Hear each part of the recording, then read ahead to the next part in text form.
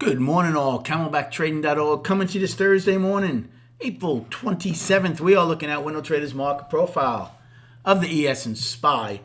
So Facebook earnings out last night. So between Microsoft and Facebook, really helping the NASDAQ and the market overall. Remember, if we take out yesterday's high, we will be coming back into balance. Right now, not only is NQ looking to do that, they're looking to gap higher. Remember, we had a price spike kind of yesterday. Now, they really took theirs back in M when they came into it. But regardless, that's selling towards the end of the day. Actually, that's selling all afternoon from G period on. Totally rejected in the NQ. As far as righty goes, they also had a price spike late, which basically held. They have a wide overnight POC, but for now, they're back inside of value. Remember, they took back their trend day late in the day yesterday. They do still have a gap from the other day that's still holding. So they're still having some issues, especially because of the banks. As far as the ES, we had a price spike yesterday, right?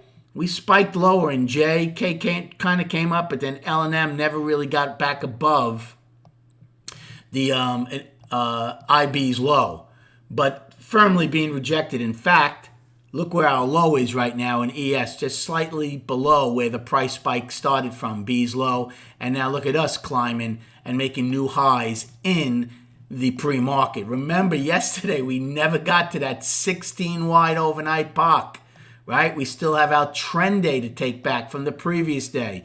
Remember, NQ already had taken theirs back. Righty had not. So Righty still has that trend day and their gap. So the market being helped by some of these earnings. We have Amazon tonight. And then tomorrow morning you have both the PCE and it's the last day of the month. Game plan for this morning. Well, with 75 minutes to go, the market's, again, are we going to gap higher? Well, we've had a gap exactly 50% of the time so far this year. 39 out of 79 trading days. So that's exactly 50%. We'll see if we're going to get a gap. But if we don't get a gap, couple of things. Let's go over a couple of things. Again, this is all early plays. First would be, depending on where the overnight high is, you could front run the overnight high with a short and yesterday's high, right? Those are two visual areas that the market likes to front run. So depending on where they are. That's number one. Number two, we battled 4,100 both on Tuesday and yesterday, only to give it up yesterday. Well, look at this. We're right back to it. So that's going to be a visual area here.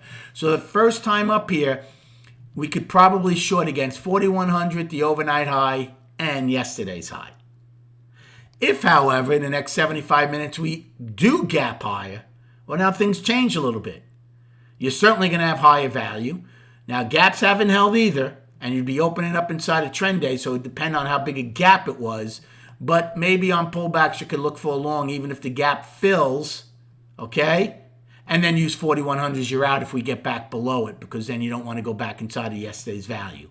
So again, short play up here, long play up here if we open with a gap. If we don't open with a gap, and that's your short play, well then on a pullback, there's not much in here right now, right? We talk about that all the time.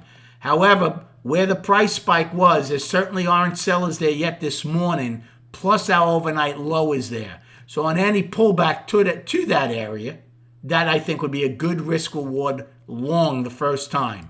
Now, granted your value would be unchanged at that time, and granted the odds are that if you didn't take out yesterday's high, you're still down on the daily. But at least initially, I think it would be a good risk reward long the first time if it got down there.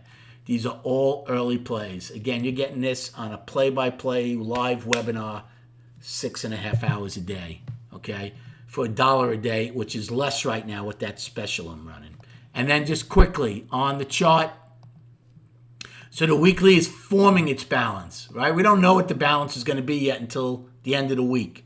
If yesterday was the low of it, I would probably just make it a 4-week balance. But if we push lower between today and tomorrow, I would encompass this week also. The monthly slightly stretched its range.